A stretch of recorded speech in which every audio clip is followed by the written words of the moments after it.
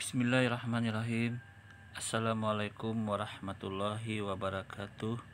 Sahabatku yang beriman, dimanapun saat ini Anda berada, di video kali ini ya, Madya mencoba untuk mengcounter, menjawab ya tuduhan-tuduhan dari para pengikut Paulus ini ya, yang mencoba untuk memutarbalikkan Al-Quran dan Al-Hadis ya. Dalam hal ini terjadi di room Yusuf Manubulu ya, yang mana di sini mereka berdiskusi ya, membuka link untuk berdiskusi live ya. Makanya Madya juga sempatkan masuk ke room ini untuk mengcounter, menjawab tuduhan-tuduhan ya. Tapi sebelumnya kita saksikan dulu nih beberapa diskusi dari mereka ini ya, yang juga ada seorang muslim yang masuk ya. Kita sebelumnya nanti Madya tunjukkan yang posisi Madya setelah ini. Oke, go. Terus informasi yang Bapak mau tambahkan apa? Surah Al-Bayyinah itu adalah sesuai turunnya wahyu adalah surah ke-100. Ya boleh jadi itu yang terakhir. Oh, bukan Pak, yang terakhir bukan itu. Tadi Bapak lihat nggak share screen saya? Coba kita lihat lagi ya. Kayak gini kita sepakat saja, kita nggak usah debat di sini ya. Saya nggak debat, saya diskusi. Saya diskusi Pak. Katakan, makanya ibu jangan mengklaim apa-apa. Saya kasih tahu. Katakan. Saya mengklaim apa? Saya kok mengklaim sih? Betul. Saya menunjukkan data Pak. Tadi kan gini loh. Bilang, ya. Sebentar, bukan. Pak Syarul salah. Sebentar. Ya. Pak Syarul salah tangkap. Kan begitu. Nah, ini kan di sini yang bicara ini adalah Ibu Sofiatul ya. Ibu Sofiatul Al-Jahra itu ada akunnya Al-Hayat Indonesia, yang mana di akunnya ini juga penuh hujatan-hujatan ya kepada ajaran Islam, penistaan dan hujatan. Madya juga mencoba untuk berdiskusi sama ini orang. Ternyata dia ini orang mencoba untuk merubah-rubah terjemahan hadis-hadis Nabi Muhammad SAW ya. Tapi nanti kita ikutin ya pembuktiannya nanti setelah beberapa diskusi di room ini ya, yang setelah Pak Syahrul ini ya. Oke. Ya sebentar, tadi Pak Syarul mengatakan turunnya wahyu itu tidak dalam bentuk tulisan, tapi dalam bentuk pewahyuan, perkataan. Saya menunjukkan bahwa Nabi Bapak menerima tulisan. Kemudian saya tunjukkan lagi dari surat Al-Bayyinah, Nabi Bapak membacakan ayat-ayat kutubun, tulisan-tulisan yang ada di dalam suhufan atau di dalam suhuf-suhuf. Nah saya bertanya Pak, apa artinya ini? Apakah Nabi Bapak bisa membaca atau tidak? Ya kalau ada keterangan membaca berarti membaca Bu. Iya, oke. Berarti Nabi Bapak bisa baca dong. Nggak benar kalau ada yang mengatakan Muhammad. Kalau ada keterangan dia membaca berarti dia bisa baca. Pada saat itu bisa membaca. Maksudnya gimana nih Pak? Saya nggak jelas.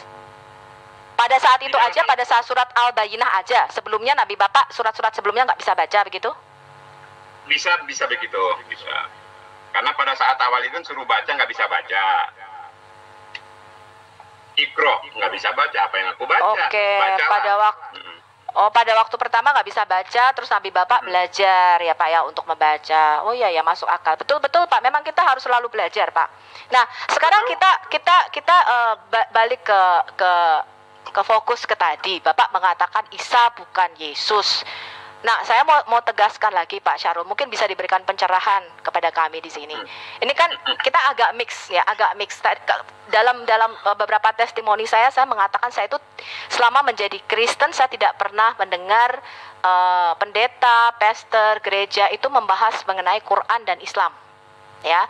Nah, yang saya herankan ya Pak ya, kita tuh sudah sibuk membahas Alkitab Pak. Makanya kita kalau ke gereja bawa Alkitab. Kalau Muslim kan kalau ke masjid nggak bawa apa-apa Pak ya, cuma bawa sarung doang ya. Nah, kalau kita ke gereja bawa Alkitab Pak. Jadi kita mempelajari Alkitab. Sebab kalau kita nggak bawa Alkitab disuruh pulang tuh sama pastor saya. Ya ngapain lu ke gereja nggak bawa Alkitab? Bahkan lewat handphone pun yang sekarang pastor saya mengatakan memang Alkitabmu ini apa Alkitab handphone katanya ya. Oke, kita tanggapin dulu ya. Nah di sini si penghujat Islam ini kembali mencoba untuk membuat asumsi ya, yang mana dia mencoba mengatakan umat Islam itu ke masjid nggak bawa kitab sucinya, sedangkan dia membawa Alkitab. Karena apa bedanya? Karena umat Islam itu sudah hafal ya, sudah hafal bacaan-bacaan sholat ya, rutinitas yang dilakukan dalam bahasa Arab. Nah Jadi karena sudah hafal itulah, maka umat Islam itu nggak bawa Al-Quran lagi. Nah itu yang pertama. Yang kedua, Al-Quran kan di dalam sekarang ini, saat-saat ini juga sekarang ini sangat mudah didapat. Membawa HP pun itu sudah membawa Al-Quran dalam posisi bisa dicek, bisa dilihat di dalam HP Android itu Al-Qurannya ya. Itu kan di Android banyak sekali ya informasi yang apabila di-download. Jadi sangat mudah. Jadi dalam hal ini bila framing yang dibuat oleh si Sofiatul ini jadi patah ya, jadi patah karena aku yakin kalau perkembangan saat ini pun mereka juga sebagian sudah nggak membawa Alkitab lagi, tetapi sudah membawa HP yang di dalamnya sudah di-download kitab-kitab suci ya. Oke, kita lanjut. Tetap harus bawa buku. Nah, saya tanyakan ke Pak Syahrul, saya tuh penasaran Pak, kenapa ya kalau di masjid-masjid itu kok Muslim itu kepo banget, ustadz-ustadz itu selalu khotbahnya nyinggung-nyinggung Kristen, tadi yang seperti sudah disampaikan Pak KC atau teman-teman yang lain. Ngapain sih kalian ngurusin Kristen, agama orang? Udah, kalian berdakwah agama sendiri saja. Selama kalian tidak ngurusi Kristen, kami tidak akan ngurusin agama kalian Pak. Nah, tadi kan dikatakan Isa. Oke, kita tanggapin dulu ya. Nah, kembali ya di sini si Sophie ini kembali menuduh ya para ustadz-ustadz itu membahas Kristen di dalam lingkungan umat Islam di masjidnya. Ini sebenarnya patah ya, terpatahkan sendiri. Ya, mengapa terpatahkan sendiri? Karena di dalam Al-Qur'an tidak ada menyebut nama Kristen. Ya, karena di dalam Al-Qur'an itu hanya menyebut orang Yahudi dan Nasrani. Sedangkan ajaran Kristen itu berbeda pahamnya menurut ajaran Islam dengan orang Yahudi dan Nasrani. Bahkan ahli kitab menurut ajaran Islam itu mereka masih ada sebagian yang bertauhid. Jadi ini sangat rancu ya, tuduhan-tuduhan si Sofiatul ini sangat patah gitu loh. Cuman hanya saja di room ini Pak Syahrul nggak ada berpeluang untuk menjawab ini karena dibatasin dengan waktu dan posisinya ya dalam hal ini. Yang diberikan kewenangan untuk sering berbicara ngoceh ini si Sofiatul ini ya. Sambil kita lanjut ya. Bukan Yesus, tapi selalu digembar-gemborkan oleh ustadz-ustadz Anda, Isa itu adalah Yesus, kemudian menyalah-nyalahkan iman Kristen. Nah, mungkin Pak Syahrul bisa jelaskan di sini. Baik, buat pertama tadi Ibu mengatakan kenapa sih ustadz-ustadz di masjid pada kepo. Apa sih narasi kepo itu? Narasi kepo ini begini Pak, saya selalu penasaran kenapa ustadz-ustadz itu selalu gini Pak, kalau saya melihat orang Buddha, orang Hindu, atau orang ateis, atau orang lain-lainnya nggak pernah kepo ngurusin Kristen tuh Pak gitu. Tapi orang Islam ini selalu kalau sama orang Kristen itu ya Pak ya, terutama Kristen ya, karena Yahudi di Indonesia sangat sedikit sekali, mereka mengatakan kafir ya, Tuhanmu mati, Tuhanmu pakai kolor ya, terus Tuhanmu menyembah 3 Tuhan ya. Mereka nggak mengatakan demikian kepada orang Buddha atau orang Hindu, hanya ditujukan kepada orang Kristen. Nah itu saya penasaran Pak, kenapa begitu? Sudah saya tangkap ya. Ibu pernah mendengar ustadz di masjid bicara Sering Tuhan berkolor gitu ya. Macam-macam sih Pak, macam-macam dari teman saya dan saya dengar sendiri juga. Ini sebenarnya asumsi ya, asumsi liar yang dikembangkan oleh Sofiatul ya. Mengapa asumsi liar? Ini tuduhan namanya, tanpa pembuktian, tanpa hal-hal yang bisa dibuktikan, berarti namanya tuduhan-tuduhan kepada Islam. Ini sebenarnya modus ya, modus yang dikembangkan oleh Sofia ini. Karena ini termasuk dalam posisi orang ini penghujat Islam memang ya, penghujat. Jadi ini modus saja sebenarnya. Yang harus di-counter juga seharusnya modus-modus yang dilakukan oleh Sofi ini ya. Kita lanjut. Juga dari Toa yang saya dengar sendiri dengan kuping saya dan saya melihat sendiri di YouTube ya. Anda kan selalu ngurusin kitab orang, Injil palsu, Alkitab palsu, bla bla bla. Ngapain kalian kepo banget ngurusin Alkitab kita? Ternyata setelah saya belajar selama 4 tahun ini Pak, memang isi Quran Anda itu 90% nyuplik-nyuplik Alkitab, tetapi ceritanya diubah. Makanya Anda ketika mengatakan Isa bukan Yesus, ya ada benernya juga ya, karena Isa ini ya memang harusnya Al-Quran nyuplik itu apa tuh? Jadi ceritanya mirip-mirip Pak, nama nabi-nabinya disama-samain tuh ya. Bapak tahu kan ada 25 nabi di dalam Quran Bapak, 5 nabi ulil asmi. 5 nabi ulil asmi itu Pak, Empat-empatnya adalah nabi. Tar dulu sebelum jauh. Itu justifikasi atau asumsi tadi itu? Bapak baca Quran nggak? Enggak. Bapak Kalau nggak baca tadi, ya ngapain ngomong sama saya? nyuplik kan Mbak kata Ibu. Betul. Jadi Anda itu, oh ya, salahnya di mana coba? Bapak tahu nggak 25 nabi di dalam Quran Bapak? 25 nabi di dalam Quran Bapak, 24-nya Bapak klaim itu ada di dalam Alkitab. Saya tunjukin sebentar ya Pak, saya nggak pernah bicara tanpa data. Silakan Bapak lanjutkan dulu sambil saya buka datanya. Baik, gini, yang perlu dipahami adalah Taurat, Zabur, Injil, dan Al-Quran itu adalah kitab dari Allah kepada masing-masing para nabi itu. Lalu apakah kitab itu diturunkan, Pak? Yang Ibu katakan. Enggak. Apakah kitab itu diturunkan? Udah jelas tadi Bu, nggak usah kesana lagi. Berarti kitab itu diturunkan. Apapun bentuk penurunannya itu. Ya, dikirim pakai apa terserah ya. Allah memahyukan itu kepada para nabinya. Gitulah. Itu esensi ya. Jadi saya ngelihat Ibu mengklaim tadi nyuplik gitu lah. Itu kalimat dari mana Ibu dapat nyuplik itu? Saya nggak ngeklaim Pak. Umat Muslim lah yang mengklaim nabi-nabi di dalam Alkitab kami. Enggak. Ya setelah kalimat Ibu tadi tar dulu. Kok Bapak nyuplik? Maksudnya apa itu? Yang diteliti itu dari kata-kata. Jadi dia bermain. Tolong yang lain, Bu, dicari yang sama. Jangan saya yang bicara, tolong amankan saudara Ibu. Amankan. Nah, di sini kan Pak KC sudah mulai ikut campur ya, tapi di stop oleh moderator ya. Kita lanjut. Santai aja Pak, santai. Pak, Ya, 25 sebentar. Ada berapa nabi sih di dalam Quran Bapak itu? Kalau menurut Pak Syarul, di dalam Quran Bapak ada berapa nabi?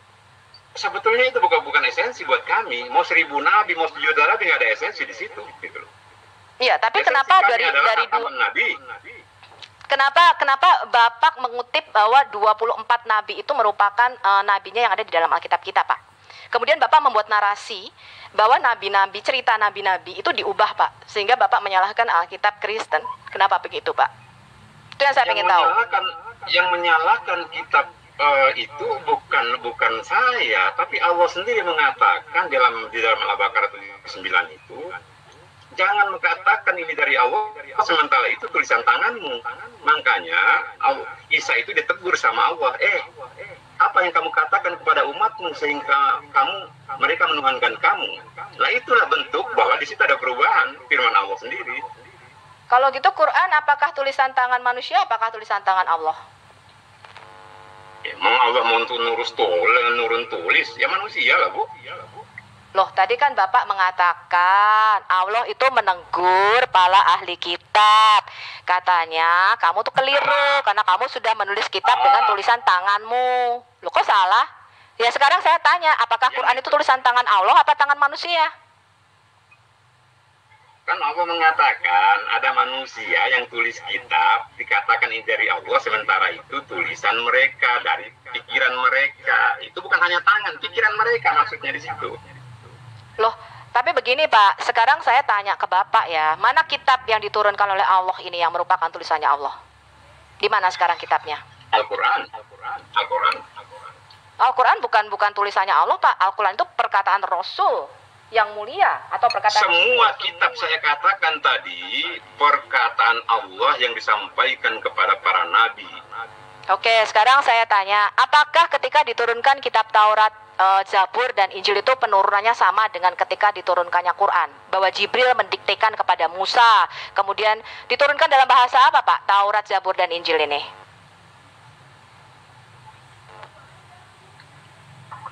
Kami Islam tidak membahas jauh tentang bagaimana diturunkannya kepada ini, jam berapa, hari apa, bagaimana cara turunnya, tidak. Kami hanya memprioritas kepada Nabi yang terakhir sebagai hataman Nabi, inilah petunjuk yang disempurnakan. Kok bisa nggak tahu? Saya tahu, Pak. Taurat dan Zabur itu Enggak, sebentar. Kok Bapak bisa nggak tahu? Itu urusan Ibu. Kok urusan saya? Ini Bapak pernah baca surah Ibrahim 14 ayat 4 nggak? Saya buka ya, surah Ibrahim ayat 4. Silakan dibuka. Oh, ini bahasa Inggris, nanti Bapak nggak bisa baca lagi kalau bahasa Inggris. Bentar ya. Bapak pernah baca surah Ibrahim, Pak, ayat 4 nggak, Pak? Ibrahim, cari yang ini bahasa Arab dan terjemahan Bahasa Indonesianya apa, aja. Pak? Jangan Inggris-Inggris, Bu. Oh iya, Bapak S2 nggak bisa Inggris. Ya Al-Quran lah. Ya, kita lihat dulu, saya share screen. Kok Bapak bisa nggak tahu diturunkan dalam bahasa apa sih? Ya, kalau bahasa Belanda saya nggak bisa, Pak. Saya bisanya bahasa roh. Ya, Bapak bisa lihat screen saya, Pak? Bapak bisa lihat screen saya? Yang kami tahu itu Al-Quran. Jadi pembahasan Ibu tidak masuk pada wilayah pembahasan saya. Enggak, sebentar. Tadi saya bertanya, sebentar, Pak Syarul. Sebentar. Tadi Bapak mengatakan Taurat diturunkan kepada Musa, Zabur diturunkan kepada Daud, Injil diturunkan kepada Isa waktu Isa masih bayi. Saya tanya, diturunkan dalam bahasa apa? Anda bilang tidak tahu, tapi saya tahu, Pak, dalam bahasa apa. Bapak baca ini, Ibrahim ayat 4. Kami tidak mengutus seorang rasul pun, melainkan dengan bahasa kaumnya supaya ia dapat memberi penjelasan. Ya, Ibu tahu, saya nggak tahu. Loh, karena Allah jelas mengatakan. Ibu tahu, saya nggak tahu. Ya, makanya Bapak bukan Islam. Masa orang Kristen lebih tahu daripada Bapak? Siapa bilang? Allah di Ibrahim ayat 4 ini mengatakan, Pak, kami tidak mengutus seorang rasul pun melainkan dengan bahasa kaumnya. Artinya dia menurunkan suhuf-suhuf kepada rasul dan nabi-nabinya, karena kan Bapak mengatakan rasul pasti nabi belum tentu rasul, kan begitu? Allah mengatakan setiap utusannya, setiap rasulnya itu diutus dengan bahasanya masing-masing. Jadi Allah mengirimkan suhuf-suhuf itu dengan bahasa. Ya, Bapak jelaskan coba. Iya, jadi Ibrahim ayat 4 ini menjelaskan, Pak. Bapak kan mengatakan, sebentar. Bapak tadi mengatakan kitab-kitab itu diturunkan dalam bahasa apa? Bapak tidak tahu. Ya, ini ahli kitab memberitahu Bapak. Ya, saya kasih tahu Bapak bahwa kitab-kitab itu diturunkan dalam bahasa rasulnya masing-masing. Kita tambahin dulu ya. Nah, di sini Ibu Sofiatul ini mengklaim ya ahli kitab itu dia. Ini kan oon ya, perbuatan oon. Karena menurut ajaran Islam, ahli kitab itu ada pada saat zaman Nabi Muhammad. Sedangkan yang sekarang ini bukan ahli kitab, karena dia adalah pengikut Paulus. Itu berbeda. Beda ahli kitab dengan pengikut Paulus, berbeda sekali. Jadi menurut ajaran Islam yang saat ini, orang Kristen yang Ibu Sofiatul ngaku-ngaku ahli kitab itu bukan ya. Oke, kita lanjut. Asing, Pak. Ada 124.000 utusan-utusan dan nabi. Maksudnya udah jelas gimana sih, Pak? Maksudnya udah jelas gimana? Udah jelas banget, Bu. Diturunkan di dalam bahasa Arab.